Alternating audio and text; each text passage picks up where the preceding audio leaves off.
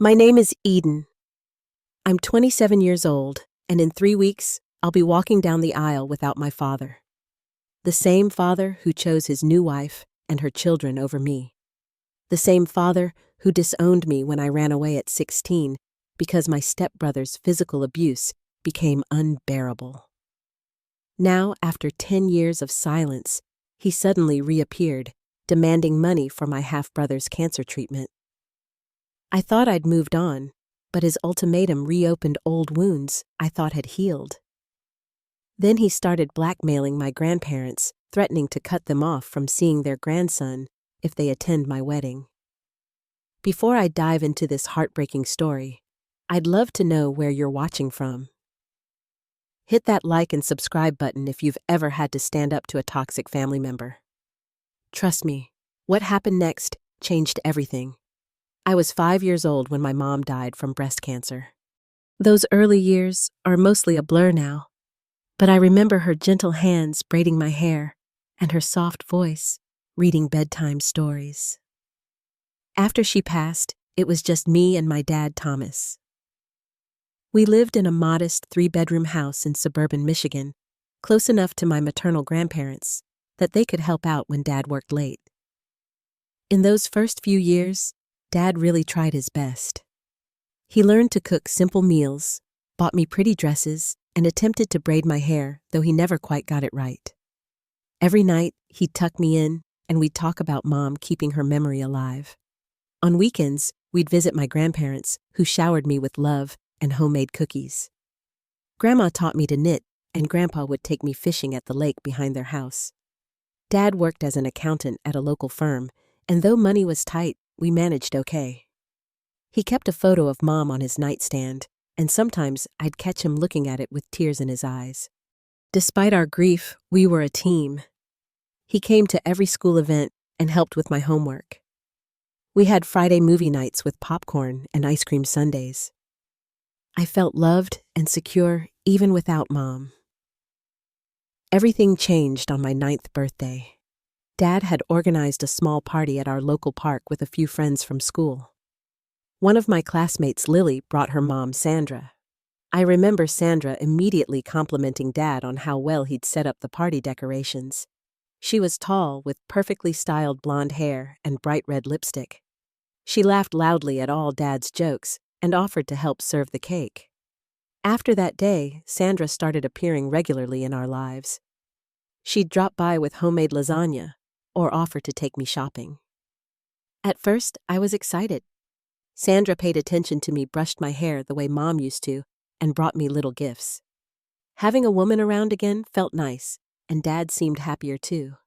His eyes crinkled when he smiled at her, and he started coming home from work earlier.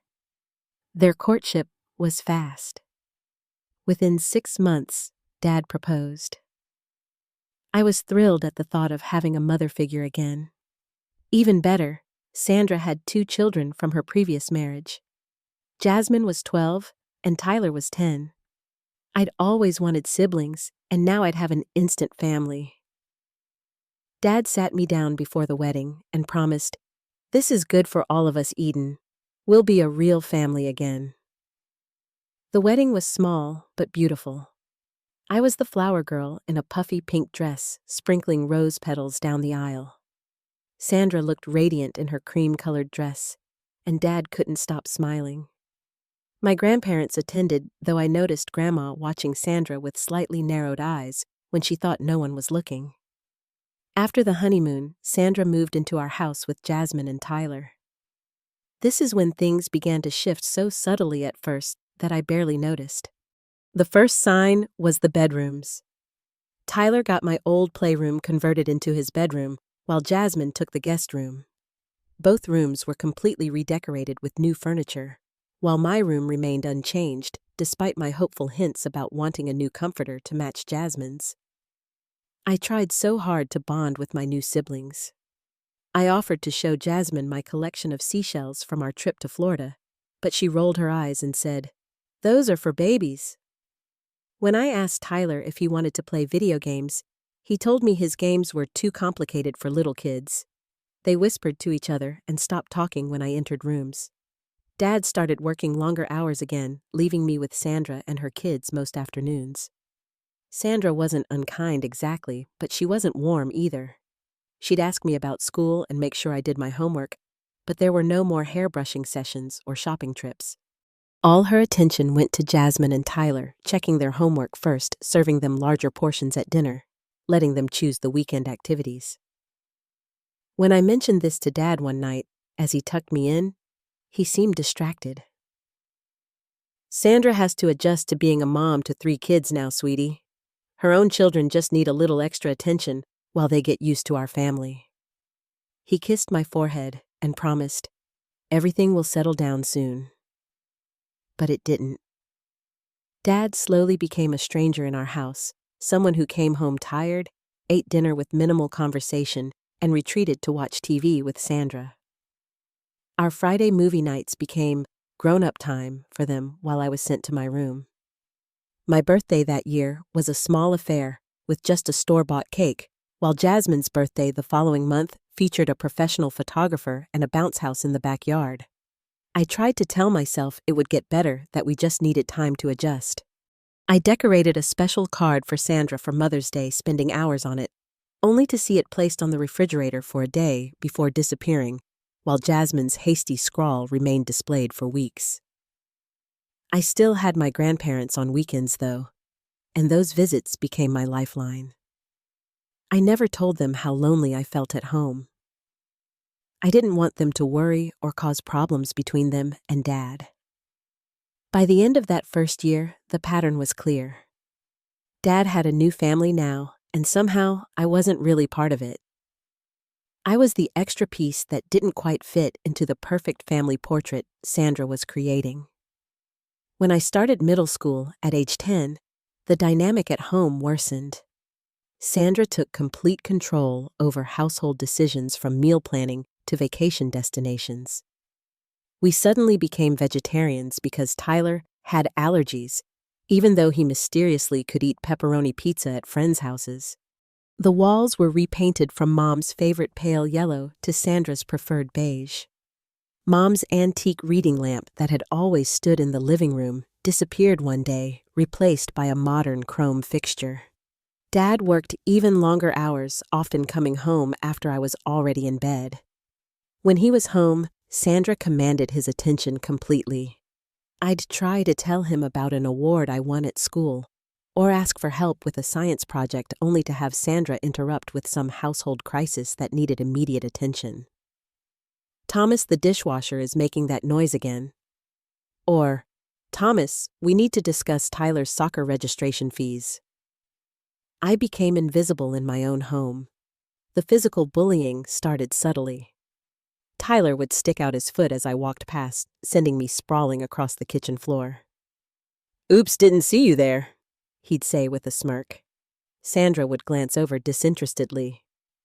"Be more careful, Eden. You're getting too old for such clumsiness." In the hallway, Tyler would shoulder check me into the wall.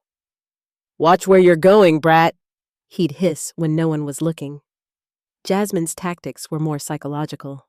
She'd roll her eyes when I spoke at dinner. "God, do you ever stop talking?" she'd complain, and Sandra would nod in agreement. Eden let others have a turn to speak. Jasmine would borrow my things without asking and return them damaged, if at all. My favorite sweater disappeared for weeks, only to resurface with a mysterious stain. My school supplies would vanish from my backpack on important test days. When I told Dad about Tyler pushing me, he sighed tiredly. "That's just siblings, Eden. You need to learn to get along." When I persisted, showing him a bruise on my arm, Sandra jumped in. "Eden has always been so dramatic, Thomas. My kids would never purposely hurt anyone. She probably bruised herself playing and wants attention." I heard them talking about me one night when they thought I was asleep. "I'm worried about Eden," Dad said. "She seems unhappy." "She's just manipulating you," Sandra replied smoothly. "My therapist friend says children from broken homes often act out for attention. If we reward it, it'll never stop." "Maybe I should spend more time with her," Dad suggested half-heartedly. You're exhausted from working so hard for this family, Sandra countered. Eden needs to learn she's not the center of the universe anymore. The isolation grew worse. I retreated into books and threw myself into school activities to stay away from home. I joined every club I could. Chess club, debate team, yearbook committee, anything to avoid returning to a house where I felt unwelcome. My teachers praised my academic enthusiasm, unaware it was driven by desperation. Then came the incident with my mother's photos. I kept a small album under my pillow, pictures of Mom and me that Dad had given me after she died. One day, I came home to find the album on my bed, water damage staining several pages, the images warped and faded. Sandra was in the kitchen when I ran downstairs clutching the ruined album. "What happened to my photos?" I demanded, tears streaming down my face. She barely glanced up from chopping vegetables. "Oh, Tyler mentioned spilling something in your room earlier. Accidents happen, Eden." "These were the only pictures I had of my mom," I sobbed. Sandra put down her knife with a sigh. "Don't you think it's time you moved on? It's been years, and your constant dwelling on the past isn't healthy. Besides, you have me now." I was speechless with rage and grief. These weren't just photos. They were my connection to my mother, proof she had existed, that she had loved me. I ran to my room and cried myself to sleep. When I told Dad that night, he promised to print new photos from digital copies, but he never did. When I was 12, Sandra announced she was pregnant. The entire household revolved around her condition. My father attended every doctor's appointment, built the nursery himself, and read parenting books aloud to Sandra each night. Jasmine and Tyler were excited about their new sibling. Family discussions centered around baby names and nursery themes. No one asked how I felt about it. Adam was born the summer before I turned 13. He was tiny, with a shock of dark hair like my father's. Despite everything, I loved him instantly. He was innocent in all this, and part of my father. I offered to help with feedings and diaper changes, partly because I wanted to bond with my half-brother, and partly because I desperately wanted Dad to notice me being helpful. But even this backfired. Soon, I was expected to babysit regularly, while Jasmine and Tyler were free to go out with friends. "Eden is so good with the baby," Sandra would say, "and Jasmine and Tyler need their social development time." What started as my voluntary help became an obligation, another way I was treated differently from my step-siblings. As Adam grew, he became the center of everyone's world. Dad finally had the son he'd always wanted, though he never said that aloud. I could see it in the way his face lit up when Adam reached for him, the pride in his eyes that I hadn't seen since before Sandra. I tried not to be jealous of a baby, but sometimes watching Dad rock Adam to sleep with such tenderness, I couldn't help but wonder why I wasn't enough. By the time I turned 15, the situation at home had deteriorated completely. Tyler, now 16, had grown taller and more aggressive. What had once been shoves and trips evolved into more violent encounters. He'd wait until we were alone, then twist my arm behind my back until I cried out. "Tell anyone, and it'll be worse next time," he'd threatened before releasing me. Jasmine, at 18, mostly ignored me now, too occupied with her senior year activities and boyfriend drama to bother with tormenting me. But she remained Sandra's perfect daughter, achieving the good grades and social status Sandra bragged about to her friends. Meanwhile, Adam was 2 and adorable. I still loved him fiercely, reading him stories when I babysat and making him giggle with silly faces. He was the only person in the house who seemed genuinely happy to see me. I sometimes wondered if, had Mom lived, I might have had the same relationship with a sibling that Sandra's children had with each other. The fierce protection, the inside jokes, the unquestioned loyalty. The incident that changed everything happened on a Tuesday afternoon. I was carrying my science project downstairs, a detailed model of the solar system I'd spent weeks constructing. Tyler was coming up as I was going down. "Watch out, dork," he said deliberately, moving into my path. "I just need to get this to the car," I said, trying to step around him. Dad promised to drive me to school early to set it up. A slow, cruel smile spread across his face. Did he? Because he left 10 minutes ago? Said something about an early meeting. My heart sank. Dad had forgotten again. Before I could respond, Tyler shoved me hard. I lost my balance, the model flying from my hands as I tumbled down the stairs. Pain shot through my wrist as I landed awkwardly at the bottom, my project scattered in pieces around me. Sandra appeared from the kitchen. "What's all this noise?" she demanded, surveying the scene. Tyler was already halfway down the stairs, expression concerned. "Eden fell, Mom.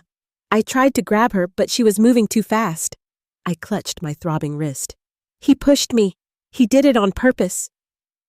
Sandra helped me up with a long, suffering sigh. "Always blaming others for your accidents, Eden. Tyler was trying to help you." "No, he wasn't. He pushed me because Dad forgot to take me to school." Tears of pain and frustration welled in my eyes. Sandra examined my wrist, which was already swelling. "We'd better get this looked at," she said, her voice softening slightly. "Tyler, clean up this mess while I take Eden to urgent care." The doctor at urgent care confirmed a sprain wrapping my wrist and prescribing rest and ice.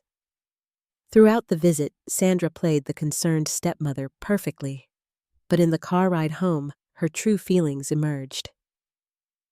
"Your father works extremely hard to provide for this family," she lectured. "The least you could do is not add to his stress with these fabricated stories about Tyler. He's a good boy who would never hurt anyone."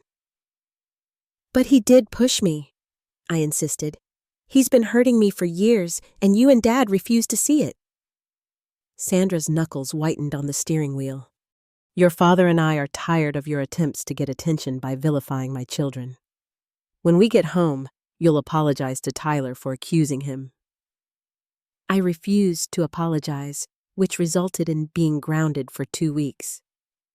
When Dad finally came home that night, Sandra had already poisoned the well. "Eden had an accident with her project and sprained her wrist," she explained. Then she tried to blame poor Tyler, who was actually trying to help her. Dad looked at me, disappointment evident in his eyes. "Is that true, Eden? Are you blaming Tyler for your fall?" "He pushed me, Dad," I said quietly. "He's been hurting me for years, and neither of you will listen." Dad ran a hand through his graying hair. "Eden, this has to stop. Tyler is your brother. This family won't work if you keep trying to drive wedges between everyone." "He's not my brother," I burst out. "And this isn't a family. Not for me."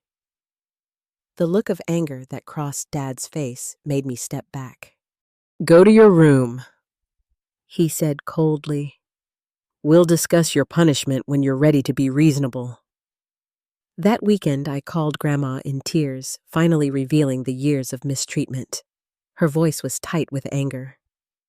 "Oh, sweetheart, why didn't you tell us sooner?" "I didn't want to cause problems," I admitted. "Dad seems happy with them." "Happy people don't let their children be mistreated," Grandma said firmly. "Your grandfather and I will speak to your father this weekend."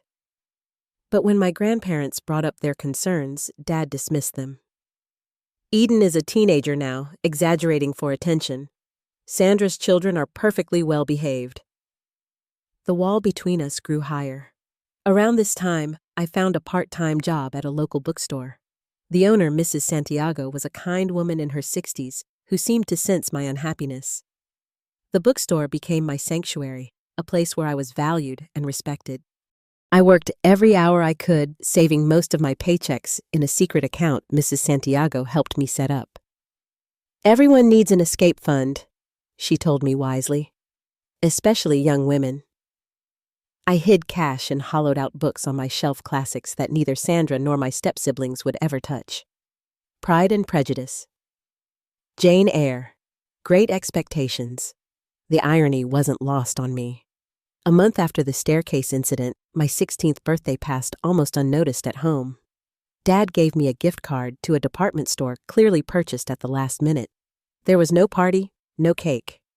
In contrast, Jasmine's birthday 2 years earlier had featured a professional photographer, catered food, and a new car. That same week, my best friend Zoe's parents invited me to dinner. Watching their easy affection the way they asked Zoe about her day and actually listened to the answer, I realized with painful clarity how abnormal my home life had become. The final breaking point came a week later. I'd been working on a major history paper worth 30% of my grade. I'd left my laptop on my desk while I went to shower. When I returned, I found Tyler in my room, the document open on the screen. "What are you doing?" I demanded, clutching my towel tighter. "Just borrowing your laptop," he said with a smirk, hitting a few keys before standing up. When I checked the document, I found pages of gibberish inserted throughout my carefully researched paper, with no way to recover the original. Hours of work destroyed in seconds. I ran downstairs in a rage, finding Dad and Sandra in the living room. "Tyler just destroyed my history paper," I shouted. "He deleted hours of work." Sandra looked up from her magazine. "Eden inside, voices, please. I'm sure Tyler did no such thing." "Check the computer," I insisted. "He was in my room when I got out of the shower." Dad sighed heavily. "Eden, enough. We've talked about these accusations." "You haven't even looked! You haven't even asked him!" I was nearly screaming now. Dad stood up, face flushing with anger. "That's it. You're grounded for another month. No phone, no friends, no job." "My job? You can't do that. I need that money for college since you're spending it all on them." I gestured toward Tyler, who had appeared in the doorway with a satisfied smirk. "Why can't you just fit in with this family?" Dad demanded. "Sandra says you've been difficult since day one." Something snapped inside me. Years of neglect and gaslighting crystallized into cold fury. "Fit in? You want me to fit in with people who destroy my things, who push me downstairs, who pretend my mother never existed?" "Don't you dare talk about Sandra's children that way," Dad growled. And then he did something he'd never done before. He slapped me across the face. The room went silent. My cheeks stung, but the pain in my heart was far worse. In that moment, I knew I couldn't stay another day. The father who had once tucked me in and braided my hair was gone, replaced by this angry stranger who had just hit me to defend the boy who tormented me. I walked upstairs without another word, locked my door, and began to pack. Essential clothes, my saved money, important documents I'd had the foresight to gather over months, and the water-damaged photos of my mother. I wrote a brief note to my grandparents telling them I was safe, but couldn't live at home anymore. I left nothing for my father. That night, after everyone was asleep, I slipped out the window and walked 3 miles to Zoe's house. Her parents, who had always treated me kindly, let me in without question when I explained through tears what had happened. They gave me their spare bedroom and promised I could stay until we figured things out. The next morning, Zoe's mom called my grandparents, who arrived within hours. The look of devastation on Grandma's face when she saw the mark on my cheek told me everything. I wasn't overreacting. This wasn't normal. This wasn't love. My father's response to my departure was not what I expected. When my grandparents confronted him about the slap and years of neglect, he showed no remorse. "If she wants to leave, she can stay gone," he told them coldly. "She's been nothing but trouble since Sandra and I got married." Those words cut deeper than any physical blow. In that moment, I realized he had chosen his new family over me years ago. I was simply making official what had already happened in his heart. With my grandparents' support, I began the process of legal emancipation. At 16, I had a steady job, good grades, and responsible adults willing to vouch for my maturity. The court appointed a guardian ad litem who investigated my claims of neglect and physical abuse. Tyler denied everything, of course, and Sandra painted me as a troubled, jealous child. But my detailed documentation of incidents, the testimony from my grandparents, and character references from teachers, and Mrs. Santiago swayed the judge. 3 months after leaving home, I was legally emancipated. My father didn't contest it. In fact, he signed the papers without hesitation, officially disowning me. The only condition he set was that I relinquish any claim to child support or future inheritance. I signed immediately, wanting nothing from him but my freedom. I moved in with my grandparents to finish high school. Their modest 3-bedroom bungalow became my safe haven. For the first time in years, I lived with people who genuinely cared about my well-being. Grandma made sure I ate properly and helped me decorate my new room. Grandpa taught me to drive in his old Buick and came to every school event. The transition wasn't easy. I struggled with abandonment issues and crushing self-doubt. Why wasn't I lovable enough for my own father to protect me? What was wrong with me that made it so easy for him to replace me? I had nightmares about falling downstairs while Tyler laughed. I flinched at sudden movements and apologized constantly for minor things like using the last of the milk. My grandparents suggested therapy, and though we couldn't afford much, I attended a support group for teens from troubled homes at the local community center. Hearing others' stories helped me realize I wasn't alone, that the problem wasn't me, but the toxic environment I'd escaped. Despite the emotional turmoil, I excelled academically. School had always been my refuge, and now, without the constant stress at home, I thrived. I graduated with honors, earning several small scholarships.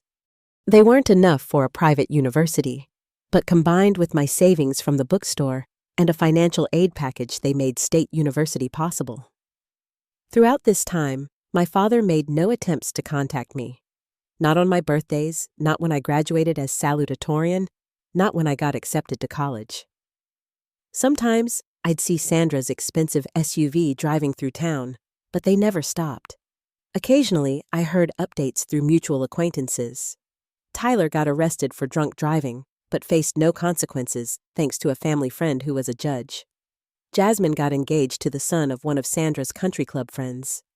Adam started kindergarten.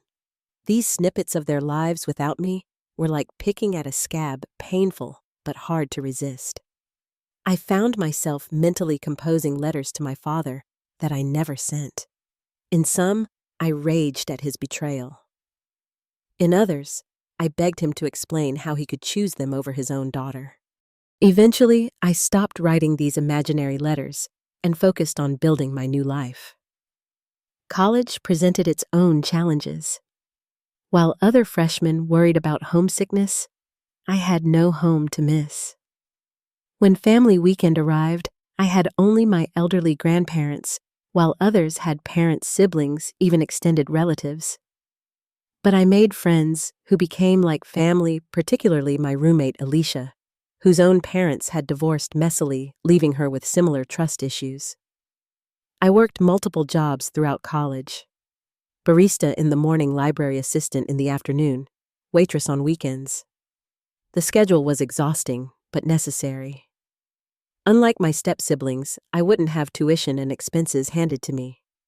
Every textbook, every meal plan payment, every utility bill was my responsibility. In my sophomore year, Mrs. Santiago from the bookstore called with surprising news. A regular customer of hers was a retired professor who ran a small foundation providing scholarships for students who had overcome significant obstacles. She had recommended me, and after reviewing my application and personal essay, the foundation offered me a grant that covered half my remaining tuition. This financial breathing room allowed me to reduce my work hours and focus more on my studies. I majored in business with a concentration in finance, discovering an aptitude for investment strategies and financial planning. The stability and control of numbers appealed to me after the chaos and unpredictability of my childhood. My junior year, I secured a competitive internship at a regional investment firm. The work was challenging but rewarding, and my supervisor, Mr. Finley, became another mentor figure in my life. He praised my attention to detail and ability to explain complex financial concepts in accessible terms. When the internship ended, he offered me a part-time position I could maintain while completing my degree. Throughout these years, my grandparents remained my rock. They attended every college event they could send care packages during finals and welcomed me home during breaks. Their unwavering support helped heal wounds I thought would never close. After graduation, the investment firm offered me a full-time position with a salary that seemed astronomical after years of scraping by. I moved into a small apartment near the office and began building my client base.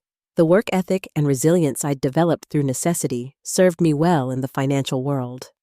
Within 2 years, I was promoted to junior advisor with my own set of clients. I met Nathan at a charity golf tournament the firm sponsored. He was volunteering as a photographer, capturing candid shots of participants for the event's website.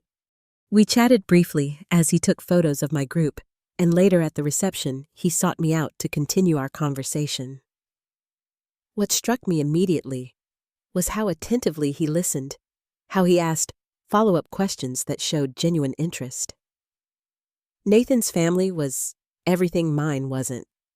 His parents, still happily married after 30 years, welcomed me warmly when we began dating. His sister teased him in the good-natured way siblings should. Family dinners were lively affairs with multiple conversations happening simultaneously, everyone's voice equally valued. The first time I joined them for a holiday meal, I nearly cried at the normalcy of it all, the easy affection that flowed between them. Our relationship progressed steadily. Nathan understood my trust issues and never pushed for more than I could give. He respected my boundaries and celebrated my successes. When I was promoted again at 25, he organized a surprise party with our friends. When I had nightmares about my past, he held me without demanding explanations. By 27, I had built a life I could be proud of. I owned a small but beautiful home, had a thriving career as a financial advisor, maintained close relationships with my grandparents and friends, and was engaged to a man who loved me completely. The scared 16-year-old who had climbed out a window with nothing but a backpack seemed like someone from another lifetime.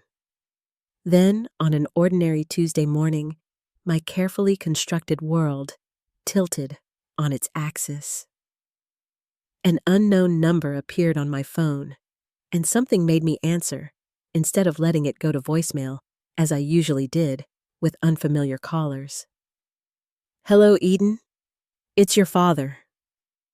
10 years of silence, and now he needed my help. The irony wasn't lost on me as I sat in my office phone pressed to my ear, listening to the voice that had once been the center of my world. "Eden, I need your help," he said without preamble. His voice sounded older, rougher than I remembered, but still unmistakably his. I couldn't speak for a moment, my mind racing to process this sudden intrusion from my past. "Why are you calling me?" I finally managed my voice steadier than I felt. "It's Adam," he said. "He's sick. Leukemia." A cold weight settled in my stomach.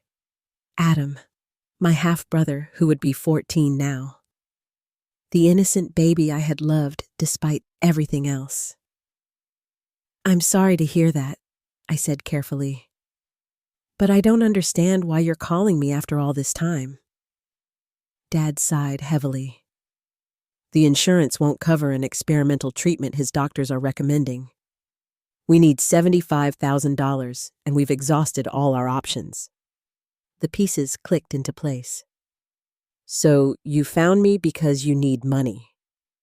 Not because he missed me, not because he regretted his choices, not because he wanted to make amends." "I found you on social media," he admitted. "Your profile is public. I saw you're doing well financially." He cleared his throat. "Your family, Eden. Family helps family." Family helps family. The words echoed mockingly in my head. Where was this family sentiment when Tyler was shoving me downstairs, when my father slapped me for speaking the truth, when he signed away his parental rights without a second thought. I need time to think about this, I said, unable to process everything in the moment. How can I reach you? He gave me his number, then added awkwardly.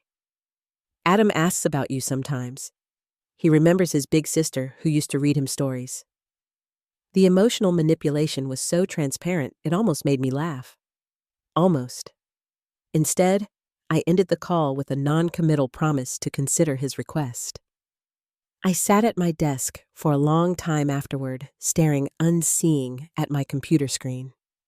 Part of me wanted to block his number and pretend the call never happened. Another part thought of a 14-year-old boy fighting cancer, innocent of his parents' sins. And a small wounded part of me still longed for my father's approval, even after everything. That evening, I told Nathan about the call. We were preparing dinner in our kitchen, the familiar routine of chopping vegetables and stirring sauces, usually calming after a workday. But my hands shook as I recounted my father's words.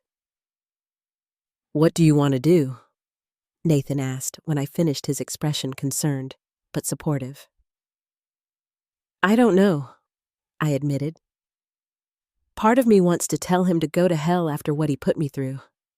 But Adam is innocent in all this. He's just a kid. Nathan set down the wooden spoon he was using and took my hands in his. You don't have to decide right now, and whatever you choose, I'll support you completely. The next day, I called my grandparents. Though they'd never directly criticized my father in my presence, their silence on the subject spoke volumes. Now faced with this situation, I needed their perspective. He called us too, Grandma admitted, right after he spoke to you. What did you tell him? I asked, surprised. That we needed to think about it, Grandpa said, his normally jovial voice tight with anger. Eden, we've maintained contact with Adam over the years. Birthday cards, Christmas gifts. Sandra allows it barely, but we haven't seen him in person since he was 5. This was news to me. They'd never mentioned this ongoing connection, probably to spare my feelings. Is he really sick? I asked quietly. Yes, Grandma confirmed. We checked with Sandra's mother, who we occasionally run into at church. Adam has been in treatment for months. I arranged to meet my father at a coffee shop downtown Neutral Territory where I could maintain my composure. I arrived early, selecting a table in the corner with a clear view of the entrance. When he walked in, I almost didn't recognize him. The man who approached my table looked 20 years older than the father I remembered. His hair was completely gray now, his face deeply lined, his shoulders slumped with exhaustion. He wore a worn, button-down shirt that had seen better days and carried a battered leather briefcase. Eden, he said, his voice catching. You look so much like your mother. I gestured to the chair across from me, not trusting myself to speak yet. He sat down heavily, placing the briefcase on the floor beside him. Thank you for meeting me, he began. I know this is unexpected. That's one word for it, I replied, wrapping my hands around my coffee mug to stop their trembling. 10 years of silence, and now you need money. He flinched at my directness. It's not that simple. Then explain it to me, I challenged. Explain why you're suddenly reaching out now when you had no problem signing away your rights to me when I was 16. He looked down at his hands. I made mistakes, Eden. Terrible mistakes. That's not an explanation, I said coldly. That's an evasion. His eyes met mine, and for a moment I saw a glimmer of the father I'd once adored. After your mother died, I was lost. Sandra seemed like salvation. She was confident, organized, everything I wasn't. When we married, I convinced myself we could be a perfect blended family. But we weren't, I prompted when he fell silent.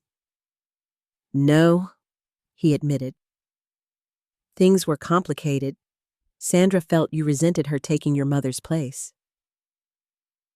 I never resented her for that, I interrupted. I resented her for playing favorites and ignoring the abuse her son inflicted on me. Dad's expression hardened slightly. Tyler had his own issues adjusting. You both struggled with the new family dynamic. I fought to keep my voice even. He pushed me down a flight of stairs, Dad. That's not struggling with family dynamics. That's assault. I didn't come here to rehash the past, he said defensively. I came about Adam. The past is why we're sitting here having this conversation instead of me already writing a check, I countered. You can't erase 10 years of abandonment and expect me to just hand over $75,000. He reached for his briefcase and pulled out a folder. These are Adam's medical records and information about the treatment program. He slid them across the table, then reached back into the case and withdrew a small photo album. And these are pictures of Adam. I thought you might want to see him. The manipulation was so transparent it made my stomach turn. Still, I couldn't help looking at the photos. A grinning boy with a skateboard. A paler version of that same boy in a hospital bed of 4 attached to his arm. The resemblance to my father was striking the same dark hair and eyes I saw in the mirror every day. How are Jasmine and Tyler doing? I asked, changing the subject abruptly. Dad seemed thrown by the question. They're good. Jasmine is married now, living in Chicago. She's an event planner. Tyler finished his business degree last year. He's working at my firm. Did you pay for their college? I asked, already knowing the answer. Well, yes, Sandra and I always planned to pay for all the kids' education. He shifted uncomfortably. All the kids except me, I clarified. That was different. You chose to leave. The casual rewriting of history stunned me. I left because I was being abused, and you did nothing to stop it. In fact, you participated in it. That's an exaggeration, he dismissed. We've always taken care of our own. There it was, the line that revealed everything. We've always taken care of our own. Not our children or our family, but our own. The distinction was clear. I had never been one of their own. And yet, here you are, asking me for money, I pointed out. This is different. Adam is fighting for his life. And I was fighting for mine when I left, I countered. But that was just kid stuff, right? I was too sensitive, wasn't I? Dad ran a hand over his face. What do you want from me, Eden? An apology. Fine. I'm sorry. We didn't handle things perfectly. Now will you help your brother? The insincerity of his apology made my decision clear. I need time to think about this, I said, standing up. I'll call you in a few days. Over the next week, I did my research. I spoke with a college friend who had become an oncologist. I consulted a medical billing specialist at my firm. I talked extensively with Nathan and my grandparents. And I made a decision that would honor both my principles and my compassion. I asked my father to meet me again at the same coffee shop. This time, I brought a folder of my own. I've decided I will help with Adam's treatment. I began watching relief flood his face. But there are conditions. I slid a document across the table. This is a proposal for how this will work. I won't be giving you the money directly. I'll pay the treatment center myself, ensuring the funds go exactly where they're needed. But before I do that, I need several things from you. Dad skimmed the document, his expression darkening. What is this? My terms, I said calmly. First, I want a written acknowledgement of the neglect and abuse I suffered in your home, including Tyler's physical assaults and your failure to protect me. Second, I want a formal apology for disowning me. Third, I want you and Adam to attend family therapy sessions with me supervised by a professional of my choosing. This is blackmail, he sputtered, face reddening. No, I corrected him. This is establishing boundaries. You abandoned me when I needed you most. Now you need me, and these are my conditions for helping. I'm not doing this to punish you. I'm doing it because if we're going to have any kind of relationship moving forward, it has to be based on truth and accountability. Dad pushed the document back toward me. You're blackmailing me when my son is dying, he accused, voice rising. Several coffee shop patrons glanced our way, but I remained calm. I'm offering to pay for his treatment.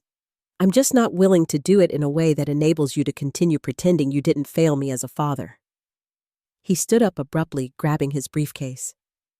Either you help family no questions asked, or you're not my daughter, he declared. I looked up at him, feeling strangely peaceful. I haven't been your daughter for 10 years, Dad. That was your choice, not mine. He stormed out without another word. I sat there finishing my coffee, a mixture of sadness and relief washing over me. I had offered help on terms that protected my well-being. If he couldn't accept that the failure was his, not mine. A week later, the texts began.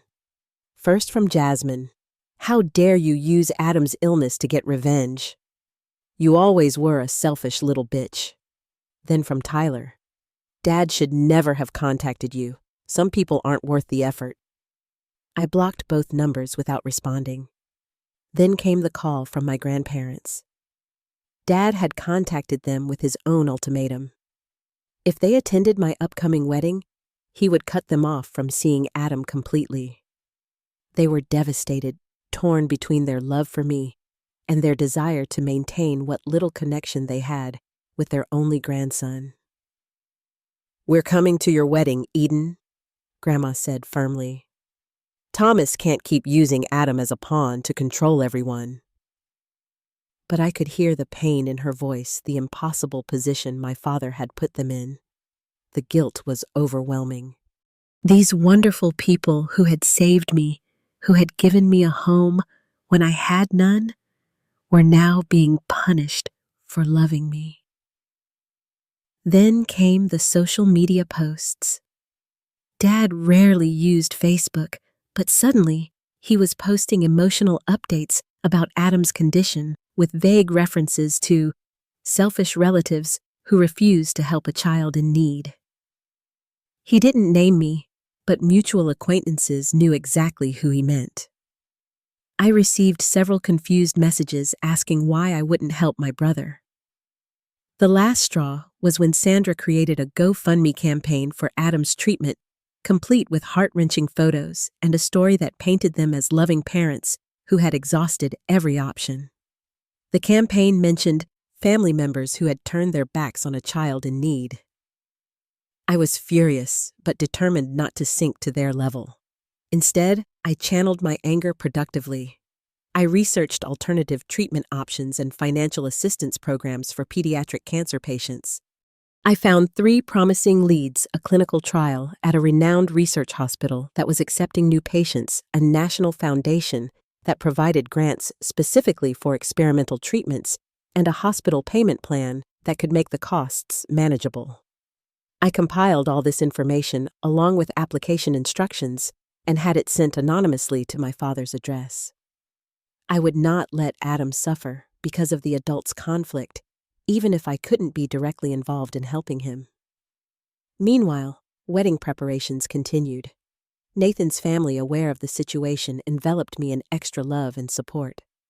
My friends rallied around me, ensuring that every wedding task was infused with joy rather than stress. And my grandparents stood firm in their decision to attend, though I could see the toll my father's ultimatum was taking on them. I hired security for the wedding venue, providing them with photos of my father, Sandra, Tyler, and Jasmine. I wouldn't put it past them to try to create a scene on my wedding day. The precaution saddened me, but it was necessary for peace of mind. As the wedding approached, I made a final decision regarding my father and his family. I would maintain no contact moving forward. The brief re-entry into my life had reopened old wounds and created new ones. For my own well-being, I needed to close that door permanently, while keeping my heart open to the possibility that someday Adam might seek me out on his own terms. My wedding day dawned clear and beautiful. After years of uncertainty and struggle, I was marrying a man who loved me completely, surrounded by people who had chosen to be in my life rather than obligated by blood. Nathan's parents treated me like the daughter they never had. My grandparents beamed with pride as they prepared to walk me down the aisle together. My friends from college and work had traveled from across the country to celebrate with us. The ceremony was scheduled for 4 o'clock in a botanical garden near our home. I spent the morning getting ready with my bridesmaids, trying to focus on the joy of the day rather than the shadow of my father's absence. Not that I wanted him there after everything, but the little girl in me, who had once adored her daddy, couldn't help feeling the loss of what should have been. "You look absolutely beautiful," Grandma said, tears in her eyes as she helped adjust my veil. At 78, she moved more slowly now, but her eyes were as bright and loving as ever. "Your mother would be so proud of the woman you've become." Grandpa added, his voice thick with emotion. "So strong and compassionate despite everything." The ceremony was intimate and personal. Nathan and I had written our own vows, promises of support and understanding that acknowledged the difficult paths that had brought us together. When Grandma and Grandpa walked me down the aisle, their steps slow but determined, I felt wrapped in the purest love I had ever known. After the ceremony, during the reception, the maitre d' approached me with an uncertain expression. "There's a young man asking to see you. He says he's your brother, but he's not on the guest list." My heart lurched. "What does he look like?" "Teenager, dark hair, thin, says his name is Adam." I exchanged glances with Nathan, who squeezed my hand supportively. "It's your call, love." "I'll see him," I decided. "In the garden room, please. And could you ask my grandparents to join us?" The boy who entered the garden room looked both like and unlike the photos my father had shown me. He was taller than I expected, painfully thin, his complexion pale. A baseball cap covered what I assumed was hair loss from treatment. But his eyes were unmistakable. My father's eyes. My eyes. "Adam," I said softly. He nodded, looking nervous. "Hi, Eden. I'm sorry for crashing your wedding. I needed to meet you." My grandparents entered behind him, both stopping short at the sight of the grandson they hadn't seen in years. "Adam," Grandma's voice quavered. "Oh my goodness, look how you've grown." Adam turned, his face lighting up with recognition. "Grandma, Grandpa." He moved toward them hesitantly, then found himself enveloped in their embrace. After the emotional reunion, we all sat down. Adam explained that he'd found my address on a piece of mail in his father's office. "I've been curious about you for years," he admitted. "Dad and Sandra don't talk about you much, but sometimes I'd overhear things, and I have these vague memories of someone reading me stories with funny voices." "That was me," I confirmed with a smile. "You loved The Very Hungry Caterpillar. I had to read it every night." Adam looked down at his hands. "I know Dad came to see you about my treatment. He wouldn't tell me what happened, just that you refused to help." I chose my words carefully. "That's not exactly what happened, Adam. I offered to pay for your treatment directly, but with conditions that Dad wasn't willing to accept." "What conditions?" he asked. "That's between your father and me," I said gently. "But I want you to know that I've never forgotten you, and I never blamed you for anything that happened between the adults in our lives." Adam nodded, seeming to understand I wouldn't disparage his father to him. The weird thing is, he continued, right after Dad came back from seeing you the second time, we got all this information about a clinical trial at Hopkins. I got accepted, and it's working really well. The doctors are amazed by how I'm responding. I kept my face neutral, but inside I was relieved. The anonymous information I'd sent had reached them and helped. Dad doesn't know I'm here, Adam confessed. He and Sandra think I'm at a friend's house. They'd be really mad if they knew. We won't tell them, Grandpa assured him. But you shouldn't make a habit of lying to your parents even for good reasons. Adam looked at me earnestly. I just wanted to meet my sister on her wedding day. Is that okay? It's more than okay, I said, my throat tight with emotion. It's the best wedding gift I could have received. We exchanged phone numbers before Adam left with a promise to stay in touch discreetly. I invited him to contact me directly anytime he wanted to talk separate from the complicated relationships with our parents. After he departed, I rejoined my wedding reception with a lighter heart, dancing with Nathan until my feet hurt. In the weeks and months that followed, I maintained regular text conversations with Adam. He shared updates about his treatment, which continued to show promising results. I sent him books I thought he might enjoy and listened when he needed to vent about normal teenage frustrations. Our relationship grew slowly but steadily, built on mutual respect rather than obligation. My own healing journey continued as well. The therapy I had begun years before took on new dimensions as I processed my father's brief re-entry into my life. I learned to recognize the patterns of thought that still plagued me, the lingering belief that I was somehow unworthy of love, the tendency to over-explain myself, the fear that those I loved would eventually abandon me. Nathan's patience and unwavering support helped immensely. He never dismissed my feelings or told me to just get over it. Instead, he reminded me through consistent action that not everyone believes that I was worthy of love exactly as I was, that my boundaries deserved respect. My relationship with my grandparents deepened further. As they aged, Nathan and I took on more responsibility for their care, accompanying them to medical appointments and helping maintain their home. The roles had reversed from when they had sheltered and protected me, but the love remained constant. 6 months after our wedding, we learned that Adam's cancer was in remission. He sent me a selfie from the hospital, grinning widely with a thumbs up. I framed it and placed it on my desk at work. A reminder that sometimes, even in the most broken families, connection is possible. My father never contacted me again. Through Adam, I learned that he and Sandra had separated briefly during the stress of Adam's illness, but reconciled after his health improved. Jasmine had her first child, making my father a grandfather.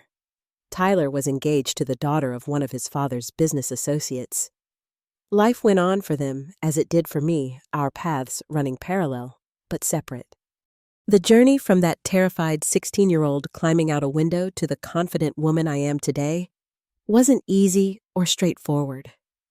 There were setbacks and dark moments, times when the weight of abandonment threatened to overwhelm me. But through it all, I learned that family isn't always defined by blood. It's defined by who shows up, who stays, who loves you through your worst moments and celebrates your best. I no longer wait for my father's approval or mourn what might have been. Instead, I focus on the family I've chosen and who has chosen me. Nathan, my grandparents, my friends, and now, in a careful, growing way, Adam. Breaking the cycle of toxicity means recognizing that you can't control others' actions, only your own response. It means setting boundaries that protect your heart while keeping it open to those who deserve access. Most importantly, it means accepting that your worth isn't determined by those who failed to see it, but by the truth of who you are and the courage it takes to stand firm in that truth. I still have the water-damaged photos of my mother. They sit in a beautiful new album next to pictures from my wedding images of my grandparents, snapshots of Nathan and me on vacation, a few cautious photos with Adam. Together, they tell the story not just of what was lost, but of what has been found and built from the ashes of the past. Have you ever had to create boundaries with family members who hurt you, or found yourself rebuilding your life after a major betrayal? I'd love to hear your stories in the comments below. Remember, sharing our experiences helps others feel less alone in their struggles. Please like and subscribe if this story resonated with you, and share it with someone who might need to hear that they deserve better. Thank you for listening to my journey, and remember that your story isn't defined by those who hurt you, but by your own strength and resilience.